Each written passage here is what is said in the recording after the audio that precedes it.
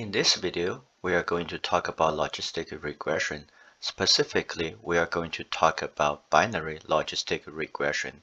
It is used when the dependent variable is a categorical variable that has two groups, and there are many independent variables.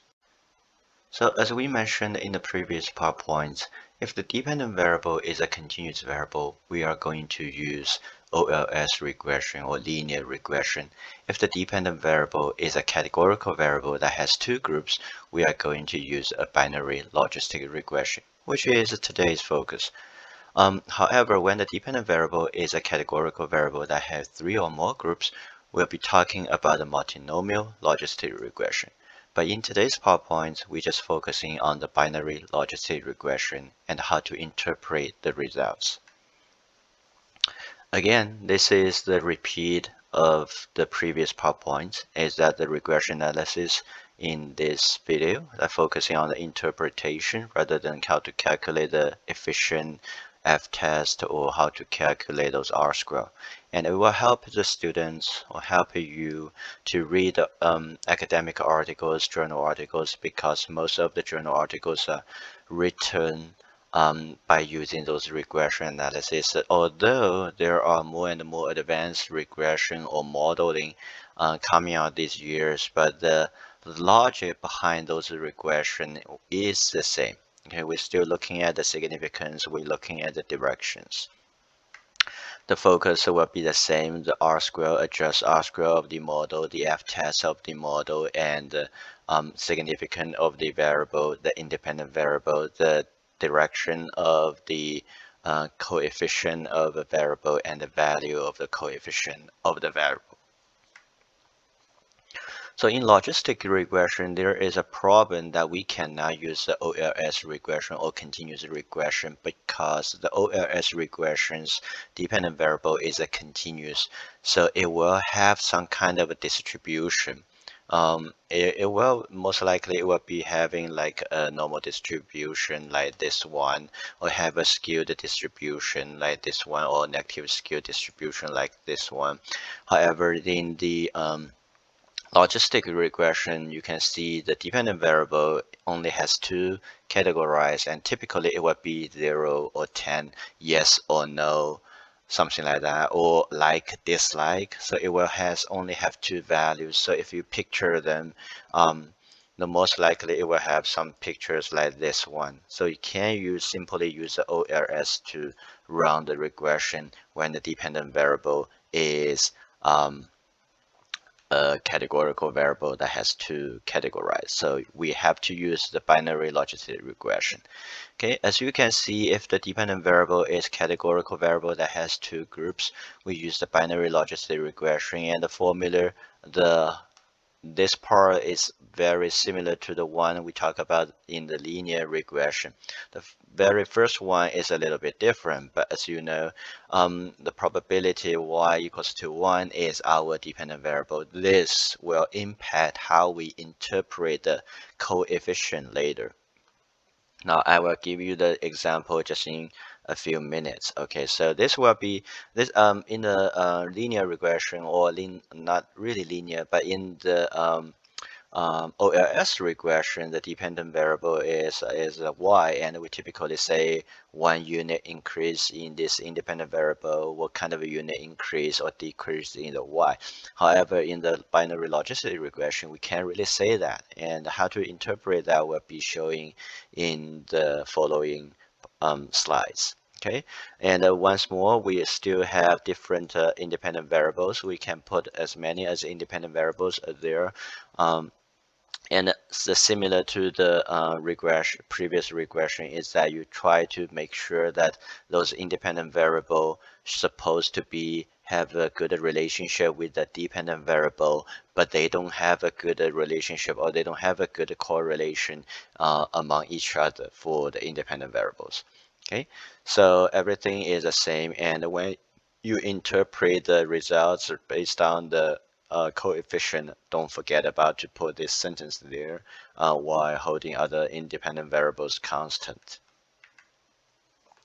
So the 5 focuses in the logistic regression for these PowerPoints. The R square, later we will talk about the R square of the logistic regression, doesn't really mean a lot. So the really focusing on what we want to focusing on is the value called negative 2LL, or I would prefer using the AOC of the model we will be talking about in just a couple minutes. And the rest will be the same thing when we're doing the OLS regression, the F-test of the model, the significance of the variable. This is 0.05 significance. This is 0.01 significance. This is 0.001 significant. The direction of the coefficient of the variable. This is the most important thing we wanted to know when together with the significance and also the value of the coefficient. Now, some of the articles, published articles, they don't really talk about the value. Just like the previous regression, we we are focusing on the direction and significance of the variable. So the R square has a problem in the logistic regression is that it's not really having the same meaning in the logistic regression just as it's in the OLS regression. So some of the softwares or most of the software, statistical software give you the pseudo R square as the indicator of how good this model is in the logistic regression. But still, pseudo R square is not the real R square, and it is a little bit hard to interpret the pseudo R square because they are not simply the proportion of the variance explained by the model. So what are we looking at for the logistic regression? There are basically two. The first one is negative 2LL. Okay, so because the likelihood is a number less than 1, as you see, the likelihood is not going to over 1, right? So you say 100% likelihood or 20% likelihood. There is no such thing like 150% likelihood. It's not, it must be less than 1. So it has become conventional to use a negative 2 times the natural log of the likelihood as indicator of how well a given model fits the data. A good model, now this is just where the negative 2LL coming out, but the real matters is like here and this paragraph. A good model, the probability of observed results is high with a small value of negative 2LL. Okay, so the small value is better than a large value. So if the model has a perfect fit to the data, the likelihood will be equal to 1. That means there is 100% that the model predict the results, the dependent variable. So as the negative 2LL will be the minimum, which is the 0. Okay, so you can use this negative 2LL to see how good the model is, and also you can use this negative 2LL to compare different logistic model. So the first logistic model has like a negative 2LL as 0.2. The second may have a 0.4. So you see that the first model is a kind of the better than the second model. Okay, the ROC and AUC is the one that I use to take a look at how good the logistic regression is, or the whole model is, if it's good or not. So these are just a definition about the ROC and or receiver operating characteristic curve, which is the ROC curve. And the real what matters is the area under the curve, which is called the AUC. Okay, so the AUC represents the probability that classifier or the model will rank a randomly chosen positive instance higher than a randomly chosen negative instance. This seems a little bit complicated, but in an easy way, okay, in an easy way, it represents the model's ability of distinguish between a yes in the dependent variable and a no in a dependent variable based on the independent variables.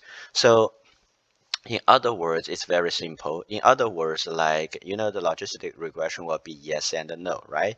Or like dislike, it just has to categorize in the dependent variable. So the AUC basically tell you this model or this regression's ability that when I give this regression model a case, can the can this model to distinguish that the yes in this, the possibility of yes in this case or the possibility of no in this case? Okay, how good that is, the model can distinguish a yes outcome and a no outcome. That is the meaning of the area under the curve. So typically the area under the curve will meet the following thing as it's on the opposite side of the negative 2LL. So the higher the AUC, the better the model is. Okay, the higher the AUC basically means that the model can distinguish yes and no from the dependent variable based on one single case and based on all the independent variables in this case. So traditionally, again, this is look like what we do in the correlation.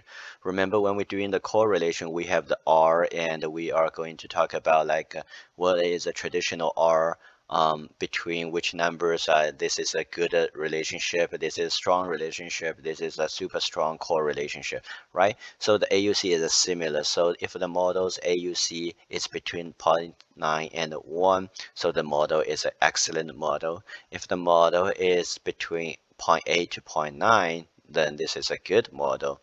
If the AUC of the model between 0.07 and 0.08, this model is a so-so model. It's fine, okay, it's a fine model.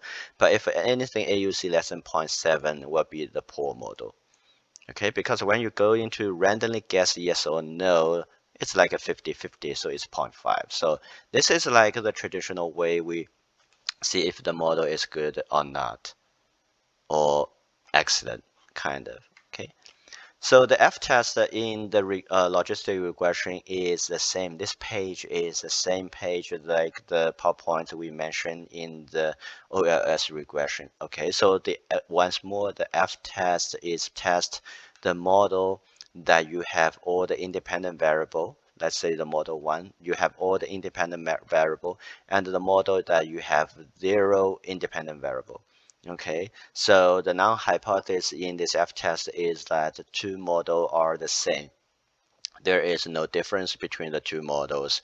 But the alternative hypothesis will be no, there is a difference. And if there is a difference, typically it means that the model that has more independent variables or independent variables is sort of better than the model that has no independent variables. The way that we interpret the coefficient in of a dependent variable in the logistic regression is the same. Okay, we still focusing on one is a direction.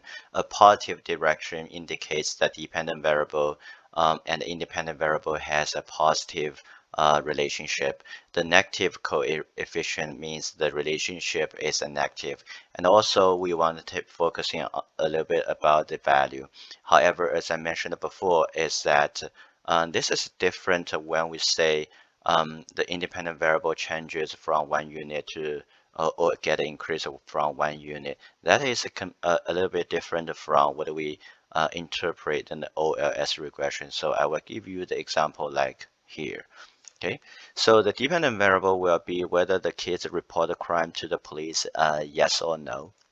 So you know that sometimes something happened to the kids in the school, on campus, or in the family. They choose to report this incident to the police. Sometimes they don't. So our dependent variable is whether kids report a crime to the police, and it has to categorize. One is yes, one is no.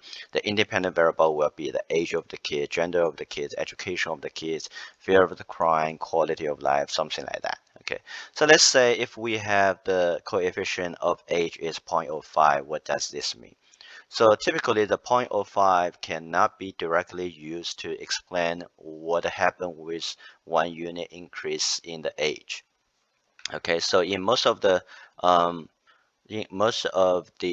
software like Stata, SPSS, R, that when you run in logistic regression, it gives you the coefficient, but it also will give you the something called odds ratio. And the odds ratio is calculated based on this formula. So when the coefficient of age in this example is 0.05, then the odds ratio of age here is 1.05 based on this formula. Okay, so we typically explain this coefficient based on the odds ratio. So we have two ways that to interpret this odds ratio in a mathematical way. The first one is 1 unit increase age multiplies the odds of reporting crime to the police by 1.05.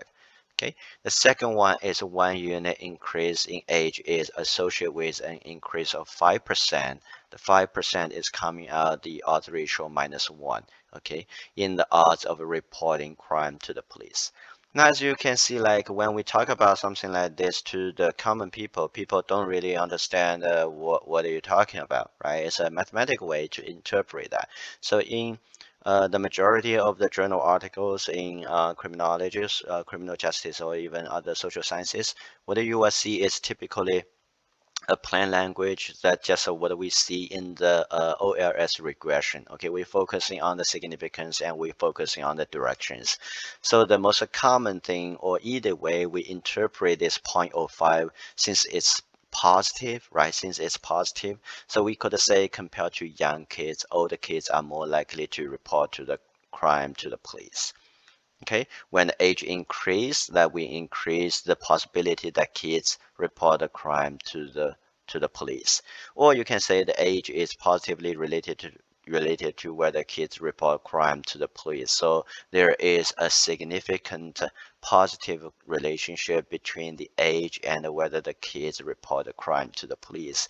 These two sentences are more likely to be shown in those journal articles as a easy language. Therefore, like most of the readers to understand what's going on here. Okay, so again, I'm going to show you the two examples, and we are more likely going to use this plain language interpretation in those two examples, so people understand like why we're doing this data analysis and what's the results is more easy to understand. So the very first one is, again, the dependent variable is whether kids report a crime to the police. It has two categories. One is yes, and zero means no. So yes and no to categorize. We have some independent variables such as yes, age measured by years, male, whether the kid is a female kid or male kid. If it's the kid is a male kid, then that's a yes. If it's a not, then that's a no. If the kid is a white kid, that would be the yes. If the kid is a non-white kid, that would be a no. Whether the kid is sort of or not the kid. This is going to adult is going to the offender characteristic. If the offender is adult or not, if the offender is a male or not, if the offender is a white offender or not. And also we have some characteristics for the injury. If like, is there an injury happen in this crime? Right? Typically people think about, I got hurt, I got a bleed, and somebody punched me, I lost my tooth, so I'm gonna report the police. But otherwise, like somebody punched me on the face, but it's just a slightly, a little bit hurt, but I didn't get any significant injury, so I'm not going to report this like hitting to the police, which doesn't make sense, right? Whether there is a weapon involved, it is a weapon, maybe a gun, a knife, or other things. And the most important thing is whether the kid and the offender is a stranger, whether the kids and the offender kind of know each other or not, right? We typically try to report the people who are not who are not the person we know, right? If you know their friend and they punched you and you were in a fight, then he's your friend, there must be some kind of reason and you kind of forgive him. But if a stranger coming and give you a punch, then you're more likely to report a crime. So we have this one, and again, in the regression we are focusing on the significant variables. So as you can see, we have little stars here, little stars here, little stars here. So the other variables, although they have coefficient, they also have the odds ratio calculated by the software. Because they are not the significant variables, we tend to not to interpret them in the findings. Okay, the findings, 99% of the chance the findings are focusing on the significant variables. So we have the white. So if the kid is a white kid from 0 to 1, if the kid is a white kid, then the kid is less likely to report a crime to the police. In other words, if the kid is a non-white kid and they are he or she is more likely to report a crime to the police. That is coming from this one. Okay. We also see that whether they report a crime to the police has nothing to do with the offender.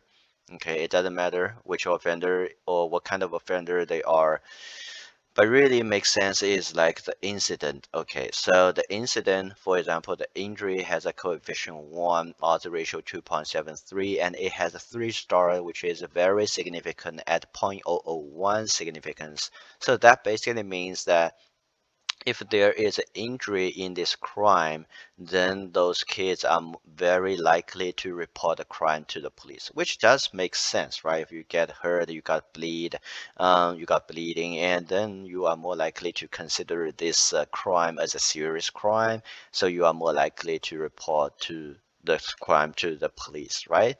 So the injury is a positive, a significant positive relationship with whether the kids reported to the police. The similar happen in the strangers, right?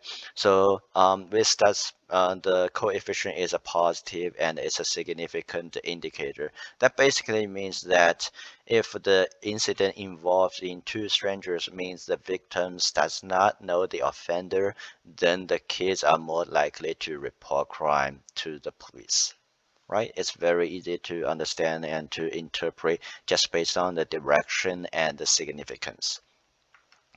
So this is another example is whether the driver thinks the police behavior is proper when they are in the traffic stop. Okay, so yes, that means they think the police behavior is proper, and no, they think the police behavior is not proper. We also have some independent variables such as age measured by years, where white driver or not, or African American driver or not, Asian driver or not, or other races, right? We also have arrest, so whether there is arrest involved, whether the driver was given a ticket, whether the driver was given a warning, or there is nothing happens.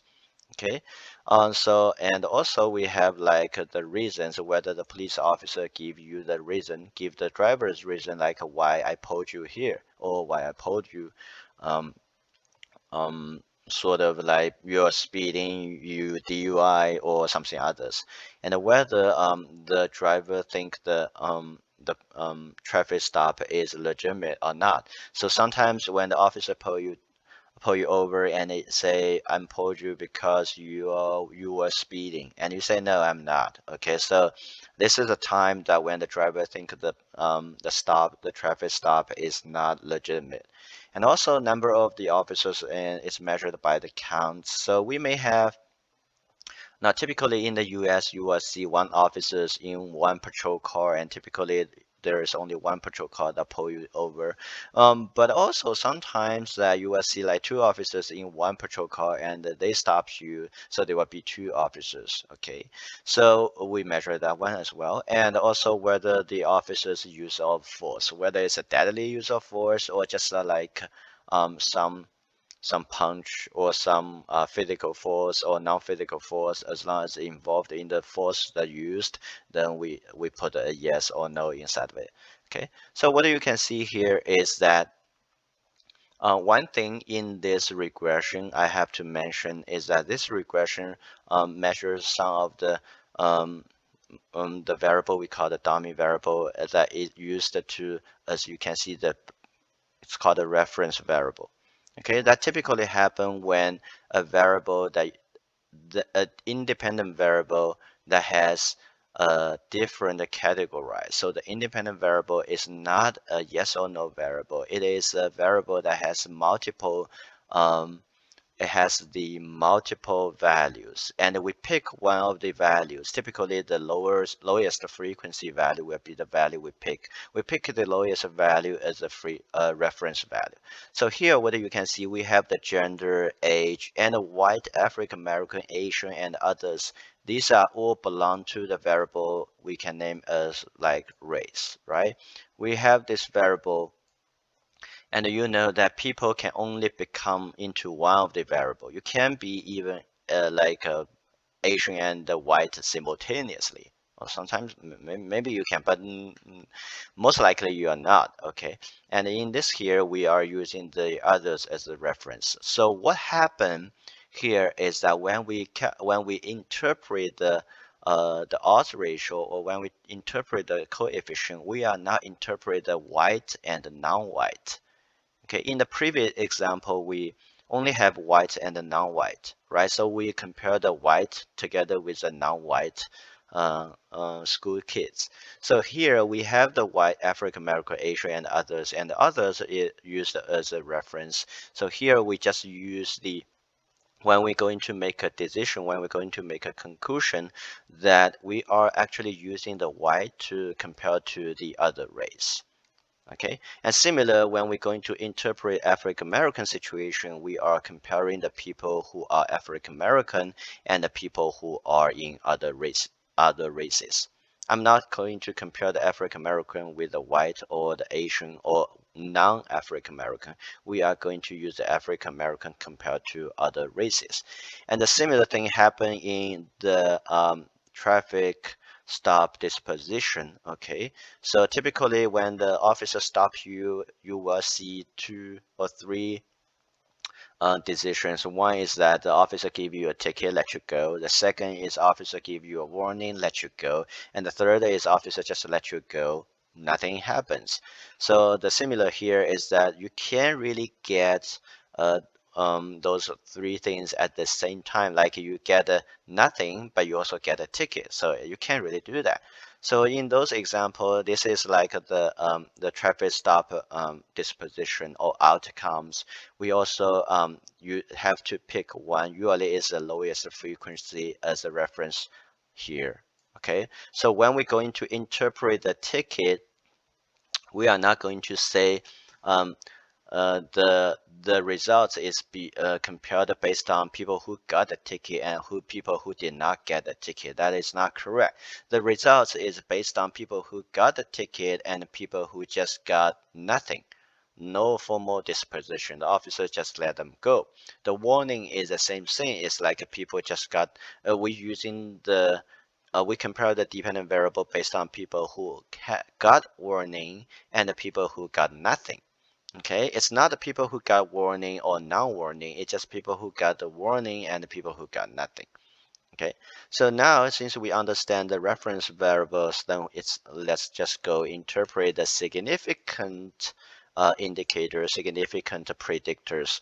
Okay, so here you can see that Asian. So what does this mean? It is a positive, and like we talk about, you can't compare the Asian driver to the non-Asian driver. You have to compare the Asian driver to other races driver. So here the conclusion will be compared to drivers with other races, like they are not white, they are not African American, they are not Asian. Okay, compared to those races, the driver or the Asian driver are more likely, because it's positive, so are more likely to consider the police behave is proper when controlling other variables. Okay, the second for the ticket is a negative. Okay, so it's a negative. So how do we interpret that? So so the driver who received the tickets and compared to the driver who did not receive any formal disposition.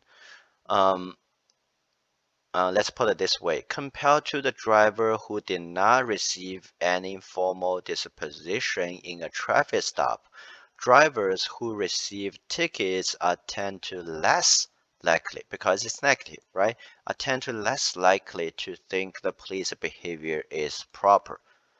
Okay, so it's like more likely to consider police behavior is improper. Okay, now move to the warning. So this is an interesting part. So the warning is compared to the people who receive nothing or who receive no formal disposition in the traffic stop, people who receive warning is actually, more likely to think the police behavior is proper. So this is a little bit weird. This thing is like, so if I receive a ticket, I don't like the cop, right? Which does make sense. This is negative. But what if I receive the warning and it turns out I like the cop, right? How do we theoretically interpret is another, it's sort of like an art in the social sciences, that how you interpret that. Like people who receive warning is consider police behavior is proper than people who receive nothing. Okay, so one of the possible explanation would be like if the people think that the police didn't do anything to them, they would question why the police stopped them at the first place, right?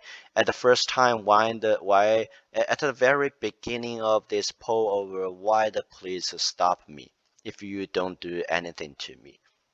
So if you told me a good reason is that I must violate some traffic law, something like that, and either you give me a warning or the ticket does make sense. But for the most of the people, we just want a warning. We don't want to pay the fines, go to the court, something like that. So we hate the ticket, but we would appreciate the police officer give us a warning instead of doing nothing because we think, well, if you pull me over for a good reason, then you should do something, right? If you're doing a warning, your behavior is proper.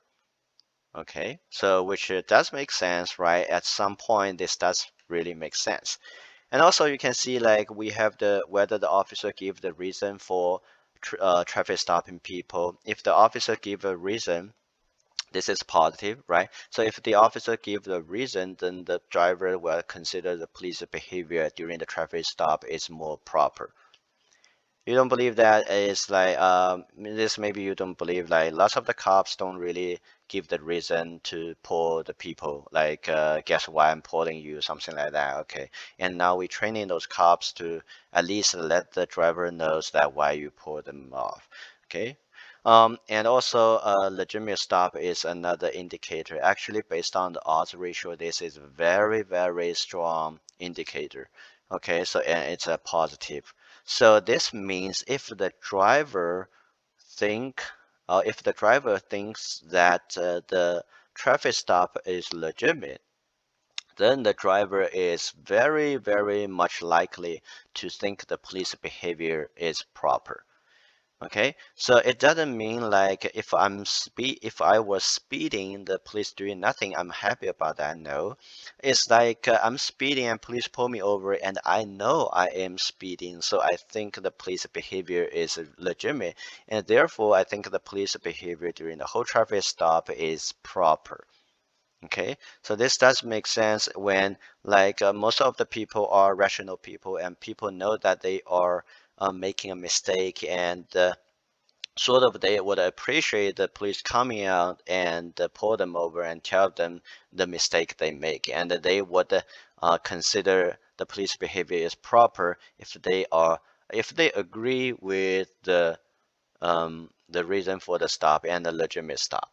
Okay, and also the number of the officers is a decrease or a negative indicator, which basically means if we have more officers that shows around you, the citizen or the driver will believe that police behavior is more likely to be improper or less proper. Okay, so most of the time, like when I got pulled over, it's just a speeding, but it turns out there are 4 officers surrounding my vehicle. What do I think? Right? It's a very tiny traffic violate. It's a speeding maybe over like 15 miles per hour, but you got 4 officers surrounding my vehicle. I feel terrified. I feel like what is going on? I'm just speeding. I didn't do anything else, right? So I think the police behavior when they calling more cops coming here is kind of more likely to be improper. And also, of course, the police use force will have a big impact on like whether the driver thinks the police behavior is proper, and this is negative. That basically means if the police use of force, verbal, non-verbal, physical, non-physical, when they use those force in the traffic stop, the driver are more likely to consider the police behavior is improper or this is negative. So let's interpret this like they are less likely to consider the police behavior is proper.